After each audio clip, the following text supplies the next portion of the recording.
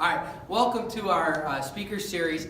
Today we have one of my favorite sports columnists and reporters, Dan Coughlin. Just so you know a little bit about Dan Coughlin. Dan Coughlin is a graduate of St. Ed's. I'm a graduate of St. Ed's, and so is Judge Russo, who's here, a graduate of St. Ed's. But I just gotta give you. You mighty Eagles, you'll have to fight to win. But I have to give you the story for those who went to St. Ignatius, like my bailiff Leo and others. He was born in Collinwood, and then he moved, I think, right next to St. Ignatius in that area. And then his parents then said, "We got to move to Lakewood," and hence, so he can go to St. Ed's. And I believe that's how Dan became a St. Ed's graduate.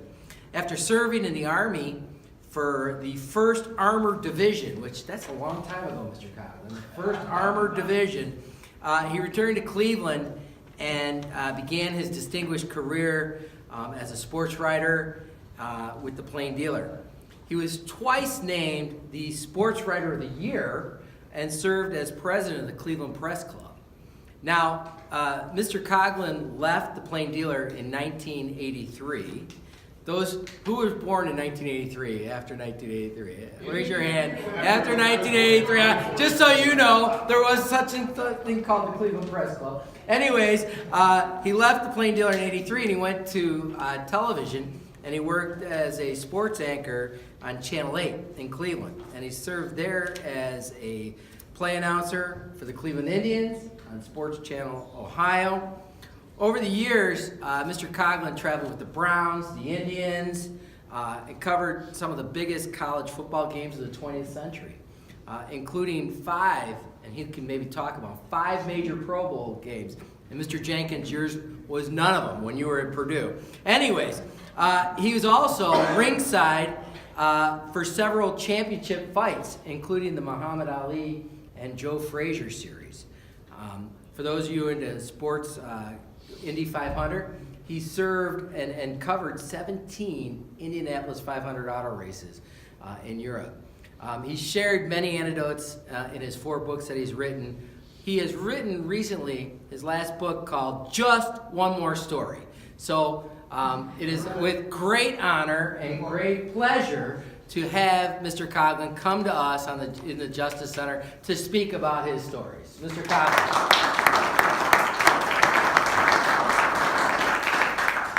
Thank you, Your Honor. The last guy here you gave 20 years to. At the age of 80, I'll take those 20 years.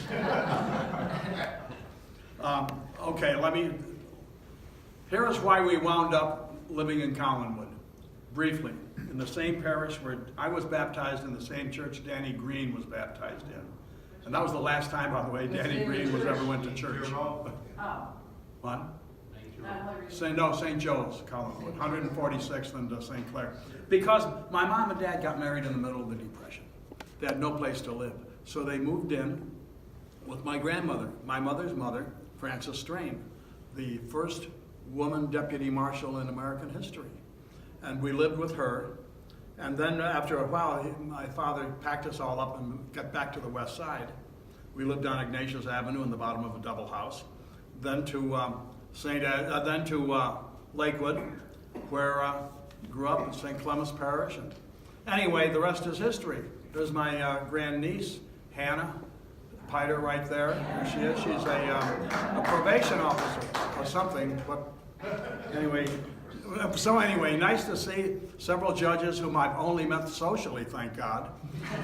We should introduce him. Judge Joan Sinnenberg, who's here. I met the judge. Presiding Judge John Russo. We know the judge.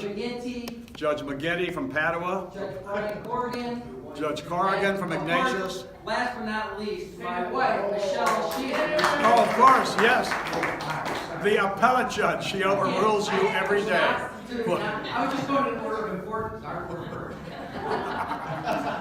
Okay, now, people, I think it's an interesting story how I wound up at the Plain Dealer. Lee Harvey Oswald got me the job. I was near the end of my 2-year hitch in the 1st Armored Division, Fort Hood, Texas. And I had wrote letters to a lot of newspapers to get back in the newspaper business. I was drafted off my first newspaper job. And so the St. Louis Post-Dispatch wrote back and they said, we'd like to interview you. Well, this is great. We set it up for the day after I was discharged. And so we drove north through Dallas, north through Texas. Look at this. Staging it. Thank you. You think this is going to get you a free book? The hell with that. Thanks, Your Honor. Anyway. So anyway, we set up the interview for the day after I was discharged. We drove, two other guys, we drove north through Texas. No interstates then. And they dropped me off at the Statler Hotel in St. Louis about 6 a.m. on the morning of Friday, November 22nd, 1963. And serviceman in uniform, $6.50 for a room at the Statler. And so I took a little nap, then got out of the shower about noon for my 2 o'clock interview. And they've got the TV on, you always do just for company. And the noontime programming on KMOX-TV in 1963 was a lady playing the piano. Suddenly she stops playing. And an off-screen voice says, President Kennedy has just been shot in Dallas. The night before, we drove through that very same underpass in Dallas, right through Dealey Plaza. And so I know there's going to be no job interviews today, all hands on deck. So I called the managing editor's secretary and said, well, I'm going to fly home tomorrow, and I'll call you in about a week, okay? We'll be fine. So Saturday morning, flew back home. Sunday, after the 12 o'clock Mass at St. Clement's, ran into Ralph Novak, J. Ralph Novak. He had once been a reporter at the Cleveland News, but by then he was head of Catholic Charities. But he said, we chit-chatted and I explained my situation, and he said, well, he knows the Plain Dealer's going to have an opening in sports at the first of the year. Gordon Coughlin, the sports editor, is an old friend, he said. So we said, I'll call him, let him know you're going to call him. I did. I called him Monday morning. And they're still waiting for me to call them back in St. Louis. So landed at the Plain Dealer for 18 very happy years, back when the Plain Dealer had a reputation and was a pretty good newspaper. It breaks my heart what's happened to them now. You can't depend on them. No St. Ed box score in today's paper again. No. Anyway, so I'm a young reporter at the Plain Dealer, and who was a regular in and out of the sports department. Back then, it was like going to Cedar Point, not like going to work. The people in and out of that place, and so Stella Walsh became a regular up there with the little scraps of paper. Would you get this in the paper about this track meet between her and a Polish national team, her girls team, and she trained these girls teams.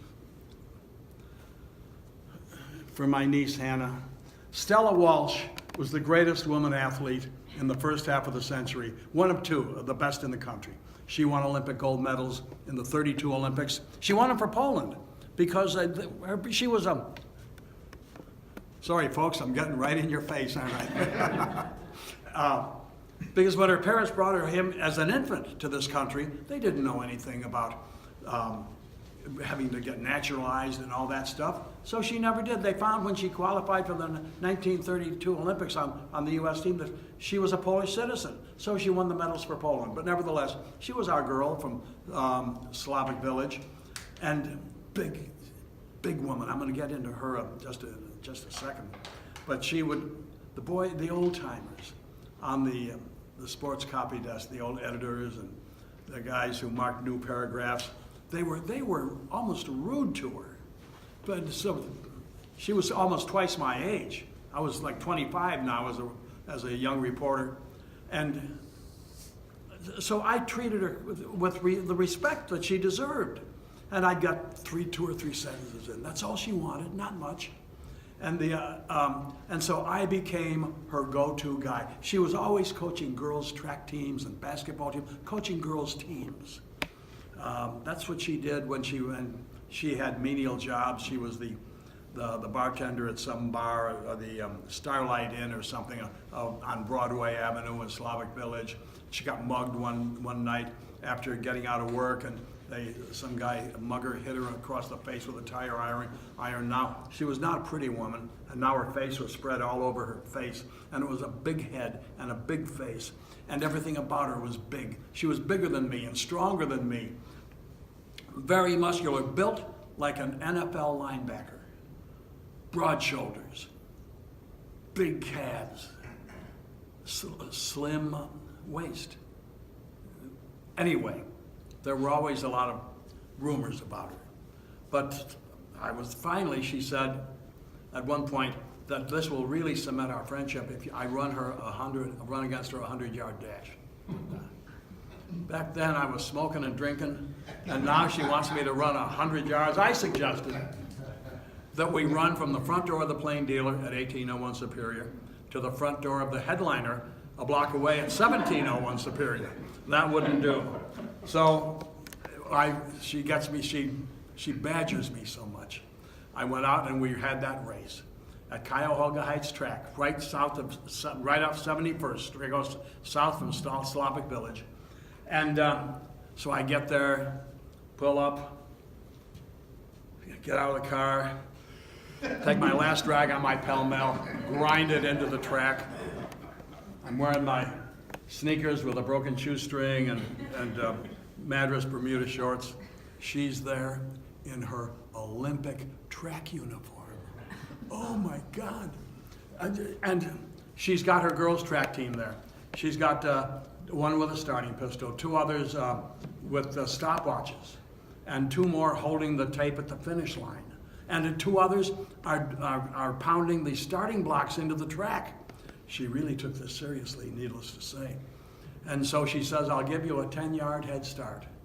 Well, she should, for Pete's sake. She was an Olympic champion.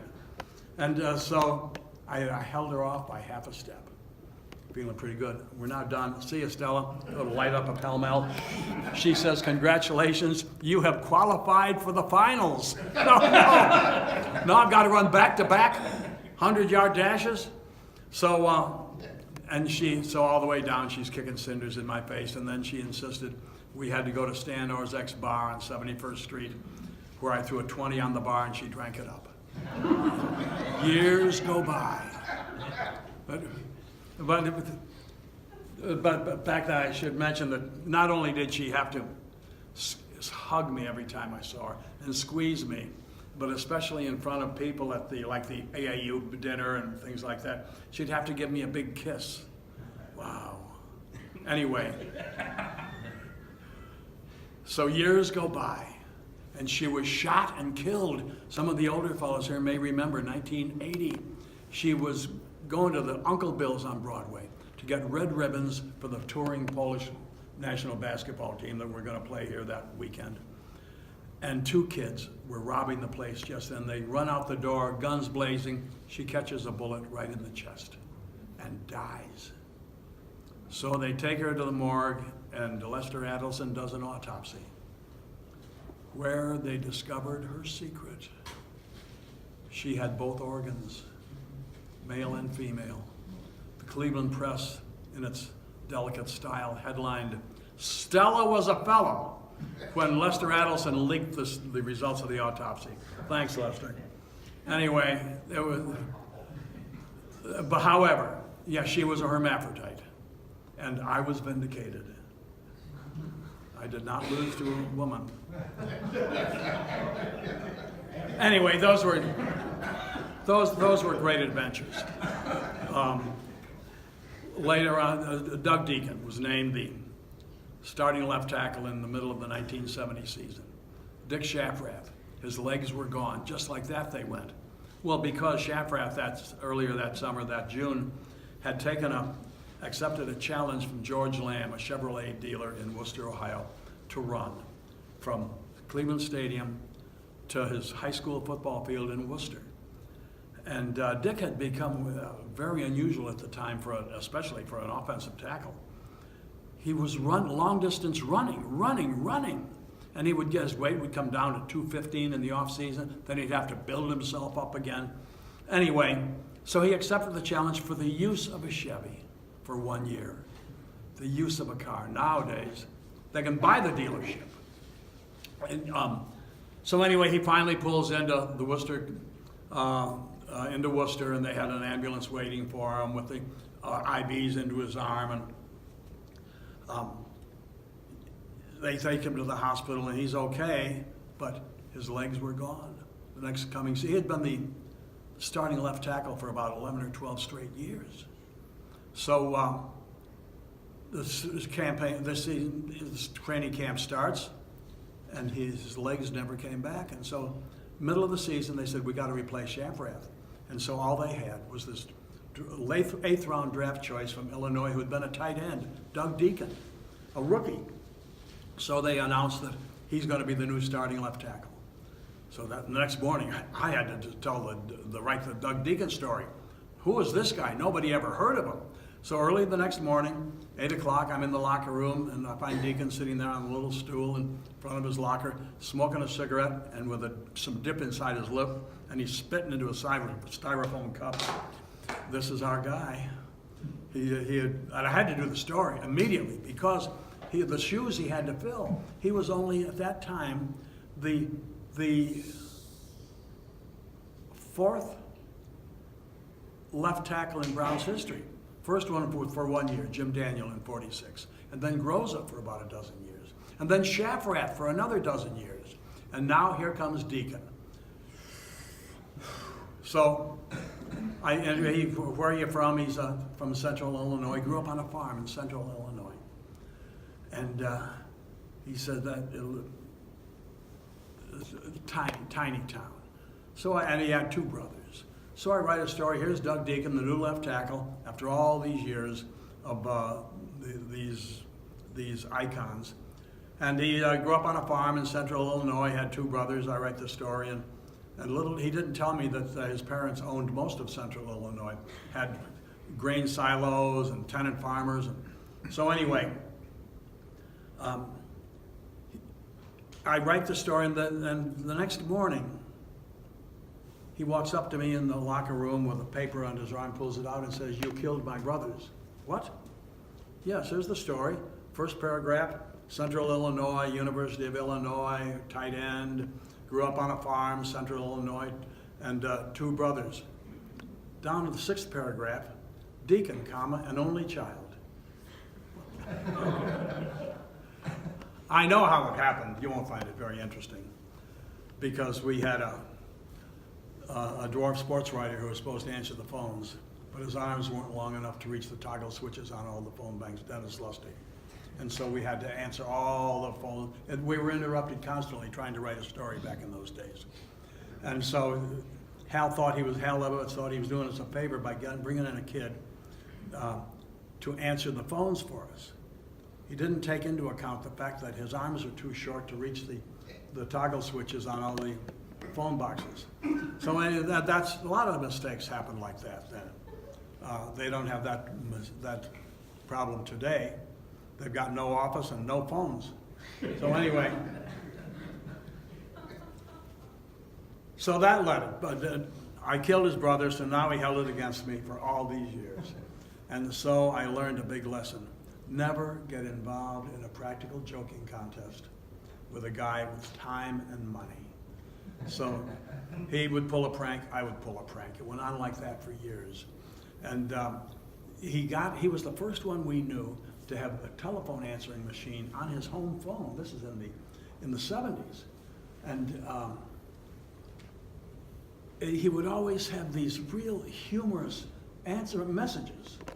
And so we would we'd always call his phone number, 835-0050. If Doug answered the phone, we'd say, "No, Doug, we just want to hear your message. Hang up and we'll call again." So it's late one winter night back in the late 70s, and Doug, by then Doug was living all alone in his big house on the lake. He had broken up with his fiancée, not Connie, she came later. And by the way, Connie was a good sport. We had a surprise birthday party for Doug a couple of weeks ago, and Connie was right there putting it together. Isn't that sweet? I don't think they'd spoken for years, but anyway, it was very nice. Anyway, but I wrote this column. Here is poor old Doug sitting all alone in that big house on the lake, 292 or something Lake Road, now it's got a marine, it's been paid off for years, it's worth $1 million. It's got a marine at the bottom of the cliff. So I write this, and I say, girls, especially women, he's lonely, call him, here's his number, 835-0050. The next morning, he's talking to his next door neighbor, and he said, I got no sleep at all last night. My phone was ringing all night. And he said, did you read the paper yet? And so he did, and no, he hadn't, but he then looked it up and he saw where everybody in the world got his number, the Bulldog edition, when it came out right before the bars closed. And anyway, so he changed the message on his phone to inviting everybody to a party at my house this coming Friday night. And so, aha, I got him. Because, well, I had a new apparatus that Ohio Bell was offering then called call forwarding. I signed up. And all I did was type in a code and then 835-0050. Then all my calls bounced right back to him, where he then gave them more information. He said, if you know any Hell's Angels, bring them. Bring a shovel because he buried $100 silver in the front lawn. And don't forget your spray can paints. He's going to have his house painted this summer, and he's holding a graffiti contest on the side of his house.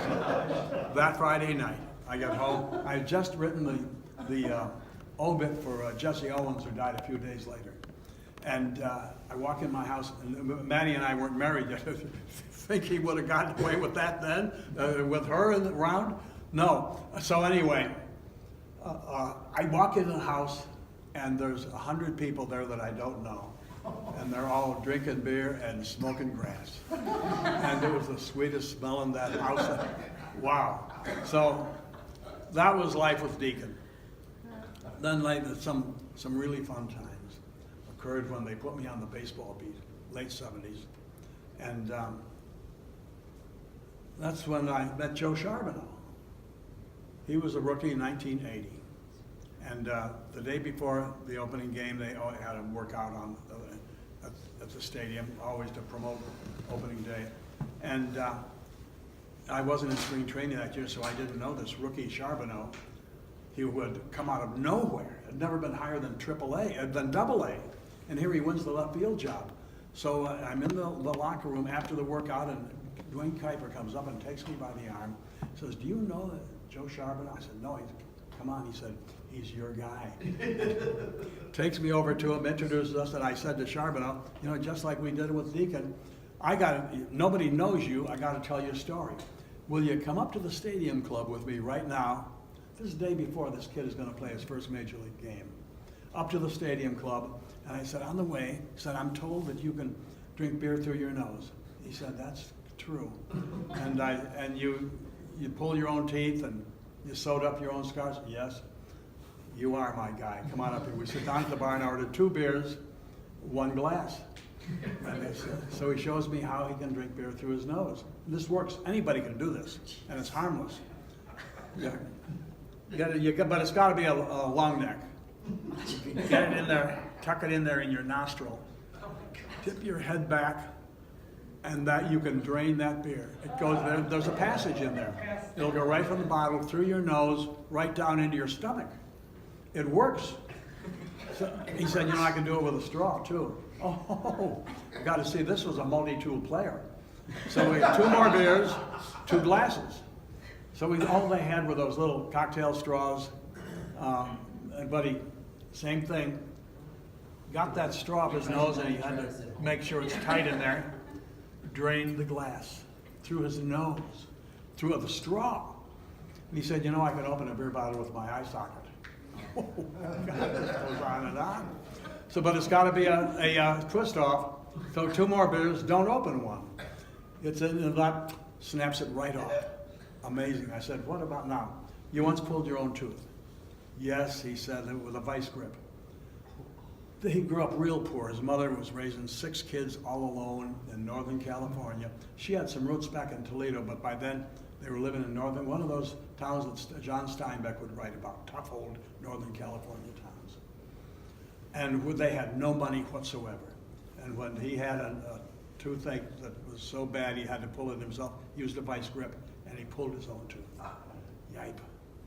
And what about you got scars on your arms? He said, yeah, the one on the left, he said, I had gotten a tattoo. Then I was told that scouts won't sign high school kids with tattoos. So I cut it out with a hunting knife. Ooh. And I said, what about the one on your right arm? He said, oh, I got that in a knife fight. And those were tough towns in Northern California then, Stockton and places like that. Anyway, he cut that out. He had to sew it up with fishing line with his left hand. He threw right-handed, so now with his off hand, he's sewing this thing up on his arm with fishing line. So anyway, Joe is still around. You can find him sometimes places in bars in North Ridgeville, places like that. And he's a wonderful guy. As a result of the stories that I wrote about him, he got an offer from a Hollywood producer to do his life story. And every year they had him on a retainer. He'd get about $10,000 a year each year for about 3 years. Then they lost interest in him. But he almost made it. One night you all remember Rocky Colavito. One night we're in Chicago, Comiskey Park, and up in the old Comiskey Park, the old press box. And up into the press box comes this guy with dark glasses and a white cane, tap, tap, tap, tap. He's blind. It's Frank Lane. Frank Lane, he's the guy who almost put the Indians out of business. He traded Rocky Colavito day before the opener in 1960. And he's now scouting for Kansas City or Baltimore or somebody. He's scouting players for trades, and he can't see. Later, Rocky Colavito told me that he said that was the same when he was our general manager here. I'd be talking to him, and I'd have to stick my face right in front of his face and say, Frank, it's Rocky. So anyway, because he's scouting, he's staying at the hotel that gives baseball teams discounts, our hotel. And he mooches a ride with us on the team bus back to our hotel after the game. And the bus he pulls up, it's across the street, right there on North Michigan. There, 6 lanes, 8 lanes of traffic, even at midnight in the middle of July. And he drops us off on the other side of the street. Now we have to cross the street. All the players bound off the bus first and run across the street to get into the bar. And I waited to help Frank get off the bus. We get him off the bus. Now I assess the situation. If I send him out there, he'll never make it. And wouldn't this be appropriate? Run over by a bus getting off the Indians bus, but getting our Kenworth or Mack truck, run him over. And now I'm in a quandary. People ask me, what did you do? And I said, well, I helped the son of a bitch across the street because I had to consider if I sent him out there, that's depraved indifference. It's a mortal sin, but it's also a felony. That's up your guys' business. And there's a lot of paperwork involved in that. So I helped him across. And by the way, he was so hated, not only here, but pretty much everywhere, that at his funeral, he was lowered into the ground, there were 6 people there. Wow. Yes. Surrounded by all 5 of his friends. The other one was the paid undertaker. So anyway, so many great times. Later on, much later, dealing with Albert Bell. And the Indians had just signed a free agent. And this was after the 97 season, I think. Albert left after the 97 World Series, or was it after the year before? Anyway, the Indians had just signed a new free agent. It's in January, February, middle of the winter. And so we met him and did a little interview with him in the locker room. There's the locker room all cleaned out.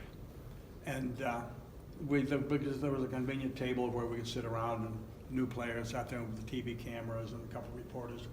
So as I notice, we're packing up to leave, and I notice that there's a huge box of mail in front of Albert Bell's old locker. big, about the size of a washing machine would come in. And it's overflowing with mail. Love letters from kids to Albert Bell. And I asked one of the clubbies, what are you going to do with the mail? And he said, well, we're going to throw it away. Albert doesn't want it. And of course, he was gone now. So anyway, I'm thinking, how times have changed. On the way back to the station, I'm telling our photographer about how when I was 10 years old, back in '48, I wrote a love letter to Lou Boudreau. And back then, you could get, every corner drugstore had a little carousel with postcards on it. Pictures of the Art Museum, Terminal Tower, Old Stadium.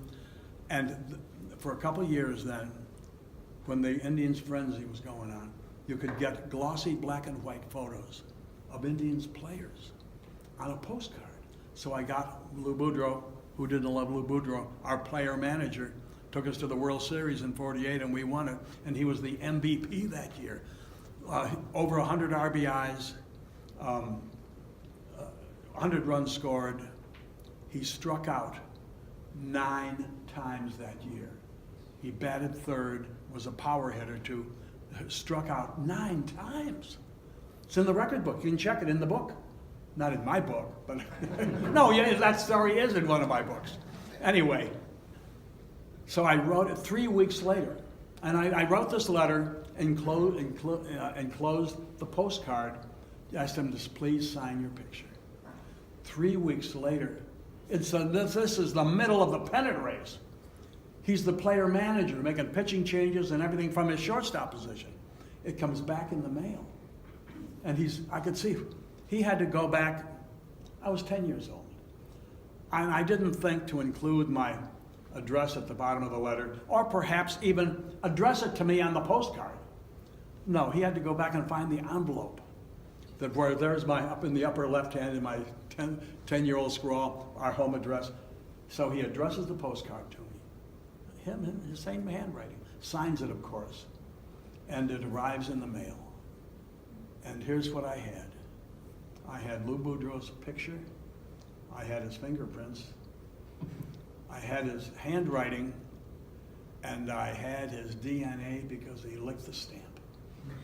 Wow, look at what I had. And when I was in the Army, my mother, your grandmother, wasn't she, Aunt Ruth, your grandmother? Yeah. Anyway, she threw away all my treasures. Oh, yes. So I never forgave her. She wasn't invited to my wedding. No. So anyway, Ted Pictorn, our photographer, said to me, you know, you ought to write a column about that. So even though I was at Channel 8 then, I was still carried by, a few smaller papers around. I do 2 or 3 columns a week for them. So I said, you know, you're right. I am going to write a column about that, how they've changed. And so I called Lou that night. We didn't really know each other, but he was retired now from broadcasting with the Cubs. And he answered the phone on the second ring. I said, Lou, what are you doing? He said, well, I'm sitting here in the living room answering my mail. What? Yes. He said, look at this. It's nice to be remembered. Here's a letter from Florida. Here's a letter from Boston, because he was also a big favorite in Boston. And he said, they still remember me. How nice. Someday, well, maybe not, Albert Bell might come to the same realization that it would have been nice to be remembered. Okay, see you, Judge. It's in the middle of a murder trial.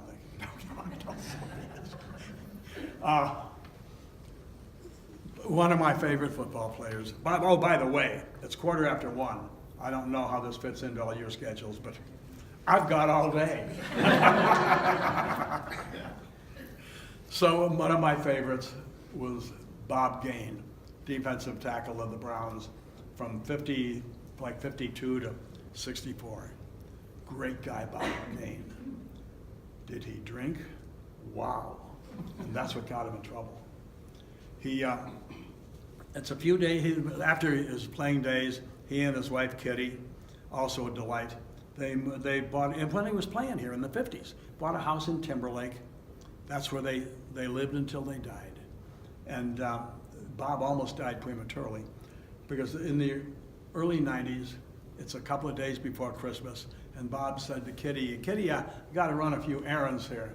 So he leaves in the morning, and he comes home about 10 o'clock at night, gloriously loaded. Now, she had been home sitting all there the day and night waiting for him, and she also got her snoot into the healing waters. And by then, she was loaded. And so he comes home, and she says, you know, I ought to shoot you. And he said, well, why don't you? A dumb thing for Bob to say. So she thought that was a pretty good idea. She went into the nightstand next to their bed and got out this loaded .45, which he kept. Why does a 6'5", 280-pound guy need a loaded .45 to protect himself in his own house? I don't know. But she comes out with the .45, walks up to him, and shoots him right in the chest. He slumps down into the chair in the living room, and he says, call 911. She goes into the kitchen where the phone was. Back then, they only had one phone. Now, hell, we're carrying 2 phones. So anyway, I still carry this even though it doesn't work too well. It won't light up. But anyway, he said, I'm sitting there slumped, bleeding, I can barely breathe, and I'm waiting and waiting. And I'm wondering, is she going to make that call, or is she reloading? Finally, she makes the call. He spends almost 4 months at Metro General. They pull him through. This thing, you know, hit ribs and bounced off everything in his chest. He was a real mess, but he lived and survived. And they both quit drinking after that. Oh, and of course, Bob had to, you know, out in Lake County, you know, they charged her with attempted murder. But then they got it negotiated down to time served. And Bob had a bunch of us write letters to the judge in Lake County pleading for mercy because, as Bob Gain himself pointed out, he said, you know, I've been shot. Who's going to take care of me? She's in jail. So anyway, it worked out. They were like lovebirds after that. I was out with him and her various times over those decades when they weren't all lovey-dovey. They were loaded at midnight, and she always seemed to be mad at him. Well, I can't blame her, but by then they got along so well.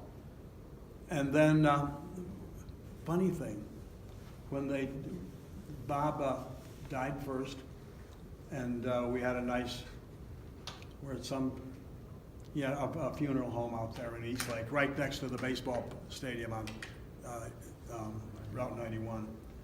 And there were a lot of all the old Browns were there, including the judge. Then she died about a year and a half later. Not a soul. Once you're out of the limelight, not a soul at her wake. I went out into Eastlake again and sat there for quite a while with the 3 daughters, and that was it. I had the same experience with Joan Wirtz, the widow of old John Wirtz, the old Ignatius coach. She, about 5 years ago, I saw on the death notice, in the middle of the summer, Joan Wirtz died. I said, this has got to be, this is John. I thought, who knew she was still alive? And so I went to her funeral mass a summer morning at St. John Canchus, and there were her 3 daughters and the grandchildren and the sons-in-law, and that was it, and about 10 guys that I didn't know, and they didn't know each other. One guy there, one guy there. Nobody was with you. They all 10 guys. Maybe they were neighbors. Maybe I thought that I'd see some of the old assistant coaches there. Nobody. They forgot that she was even alive by then. So anyway, ladies, do something to be remembered by. Don't shoot your husband. That's not going to help. So, does anybody have anything you want to bring up? Well, I could go on and on. Yeah, any questions for Dan, when did you start at the Plain Dealer? 1964, January of I 64. got the paper every morning out in Lorraine. Oh, really? Oh, absolutely. I read the comics and the sports. You read Paul Baumgartner? Yeah. Yeah, and I was there till '82, when the Cleveland Press gave me an offer I could not refuse to come to be their sports columnist. They doubled my pay and gave me a huge signing bonus. Wow. And that lasted for 3 months. The Plain Dealer then bought them and shut them down. And I was out of the newspaper racket. However, though the checks did keep coming for 3 years, so we needed a bigger house. We were having babies left and right, and we needed a bigger house, and that got us a big house on Lake Avenue. And but of course, I wasn't doing what I really like to do anymore. Stumbled into television. That's been interesting. Now, the last 20 years or so, but the highlights have been on Friday nights doing high school football, flying around in a helicopter sometimes. That's the only way to travel. And Who's your favorite Browns coach? Of all the ones all time, Yeah. Blanton Collier and Sam Rutigliano. Blanton was deaf, and he read lips. A lot of people didn't know that. He was marvelous. In fact, how wars change you. That's why World War II is the reason Paul Brown became a pro football coach. He had been for years in his hometown of Paris, Kentucky, right outside Lexington, horse country. And he had been he had coached everything at his little high school back in the late 30s into the 40s. A football coach, baseball coach, even swimming coach. And so World War II breaks out, and he said to himself, I'm going to spend the rest of my life as a hometown football coach here in Paris, Kentucky. I've got to do something drastic to change my life. So he tried to join the Army. They wouldn't take him because he was deaf. Oh, now he learned how to fool that test. Now he joined the Navy, and he knew how to fool them a little bit. So he got into the Navy. Now he's assigned to a Great Lakes Naval Training Station just north of Chicago, where he runs into Paul Brown. Blanton was the swimming coach up there. If you're in the Navy, you ought to learn how to swim. And so he's walking by, watching Paul Brown holding practices out there every day. He'd walk past and he'd stop and watch. And one day, after practice, he walks off with Paul Brown and starts a conversation with him. And Paul Brown realizes this guy's pretty smart. And he puts him on his staff, the only enlisted man on the staff, coaching staff of all officers. When they get out of the war, he becomes the first assistant coach, well, not one of the first assistant coaches that Paul Brown hires. And he becomes his best assistant coach. They were great friends, but then there was when Paul Brown got fired, and they would go on, spend summers together, their families. And when Paul Brown got fired by Art Modell and Blanton Collier took the job, they never spoke again. And Blanton insisted to me. He said, Blanton and I were going to do a book back in about 1981. And then he went and got cancer and died. But he said I gave him an outline of these are the things we have to cover. What was your first practice field like in your first coaching job? Was it gravel, things like that? And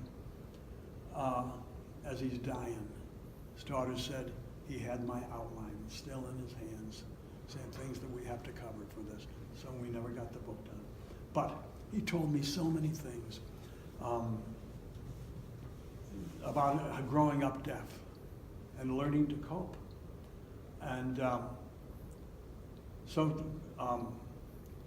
after that, as I say, they never spoke.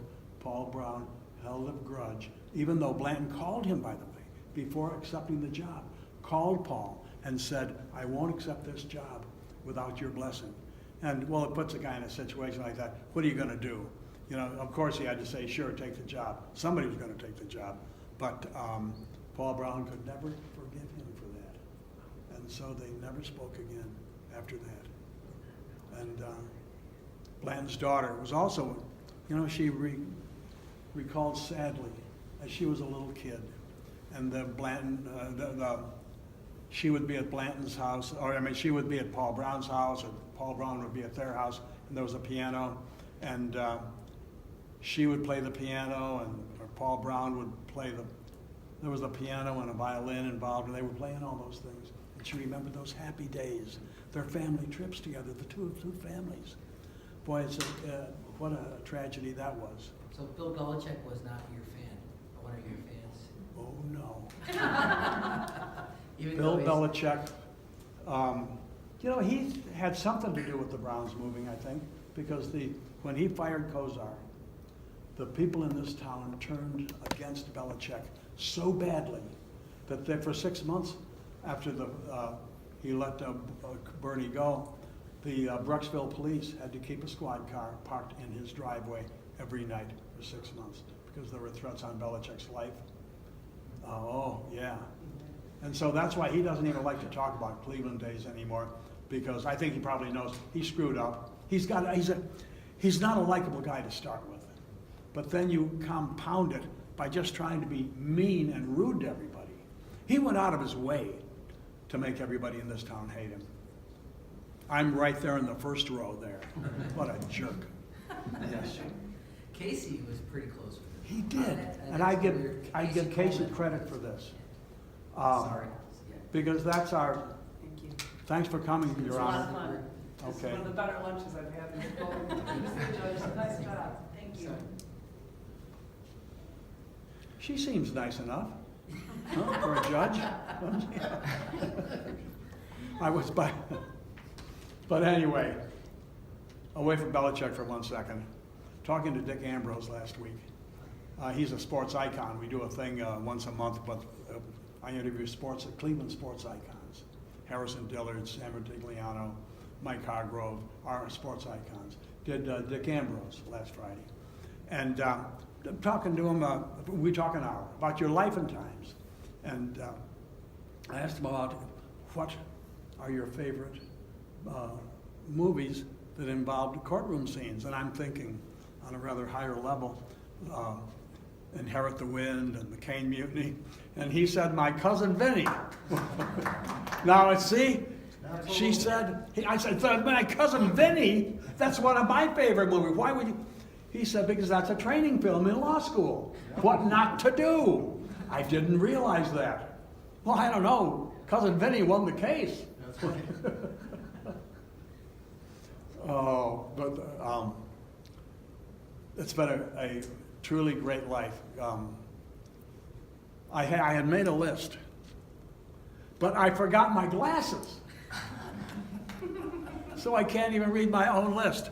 Here, I can't even read it. Oh, oh, I gotta tell you about Pat Sweeney and Bun Blossom. Pat Sweeney, you all remember Pat. I'm doing a book signing. He once ran for mayor and all that, Pat Sweeney, West Side Irish politician. So I'm doing a book signing at Gunzelman's Tavern. These are my people now, remember. And so a lot of times when I do these book signings in bars and places like that, people will bring in the books that they bought, my earlier books that they bought at bookstores and things like that. And they bring them, would you sign them? Sure. She pulls out these books and I sign them 1, 2, 3. Wait, I've already signed this one. Well, I signed it to Pat Sweeney. Where'd you get this book? She said, half-price books.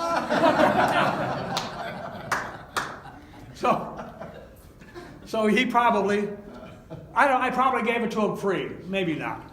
No, but somebody gave it to him free. Somebody bought it from me. So, and then he probably sold it for 25 cents to half-price books, and then they resold it for 50 cents. Well, times are tough for Pat Sweeney. And Bun Blossom, one of the guys that I really liked in the Indians front office. I like Phil Seggy, of course. But Bun Blossom, he was the Indians' treasurer from 1973 to 82. And a great, great guy. He lives near us in Fairview, by the way, within walking distance of Gunzelman's. And he lives on a very fancy street in Fairview Park overlooking the valley. But anyway, he was from the Blossom family that gave us Blossom Music Center. And so his name was Bun. I don't know why. He had a brother, Bing. I can't explain either one of them, but he was a great guy as the Indians treasurer. And well, he saved Maletti. When Maletti's first attempt to buy the Indians was rejected by the American League owners in 1973 because the financing was so flimsy. And so anyway, I'm covering that thing for the Plain Dealer. I'm in Sarasota, Florida at this meeting. And so the next morning, the Bun Blossom and his brother Bing are reading my story in the Plain Dealer. And they had been thinking about putting together their own group to buy the Indians. And but they said that, oh, gee, Maletti already had a lot of the people that we were going to go after. But then when he was still short, Bun called Nick, and he and his brother told him he and his brother were prepared to come in with $1 million cash into this deal. And so with that in hand, Nick was able to buy the Indians. And by the way, the deal Vernon Stouffer already had a deal from George Steinbrenner, $9 million cash. But because Maletti's group offered him $10 million, Stouffer backed out of his deal with Steinbrenner and went with Maletti. And the Maletti's group made their last payment on the Indians like a month after Vernon Stouffer died. By the way, people say that if only Steinbrenner had gotten this team, we would have been like the Yankees. No, we wouldn't have been, because George Steinbrenner wouldn't have had the money here. He had the money in New York thanks to Charles Dolan, who was paying him $50 million a year for all the rights for the cable vision. And here in Cleveland, our total radio and TV rights and everything were $5 million a year. Nothing would have changed. However, here was Bun Blossom, the treasurer of a team with no money. Talk about being overqualified. He had an accounting degree from Yale and a master's from Stanford. He knew accounting, and there was no cooking of the books. He was straight-laced. So anyway, he said I would have a stack of checks in my lower right-hand drawer. We talked about this summer before last as I'm doing the story for his chapter in this book. No, in fact, it was just, yeah. Anyway, he said I'd have a stack of checks already made out, but I couldn't release them until we had the money to cover them. And so the stack was building up.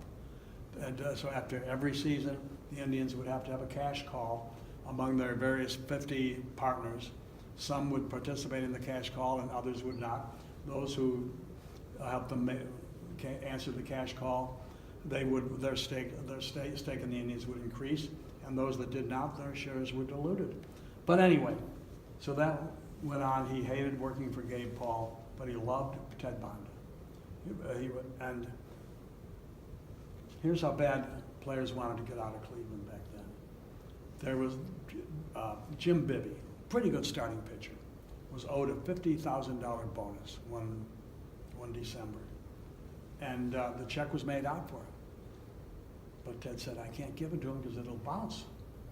So we asked Phil Segui to talk to Bibby's agent. Said, would you give us a week or two to get the money? And the agent said, sure. The day at midnight that the money was due, the player filed for free agency, and we lost him. That the players would sell their souls to get out of Cleveland. So anyway, those were glad days in the wigwam, I'll tell you. Now, Dan, you have books, right? Oh, by the way, I'm glad you mentioned that. Yes. I have books. I have all 4 of my books, especially this last one, which has the nice Bun Blossom story in it.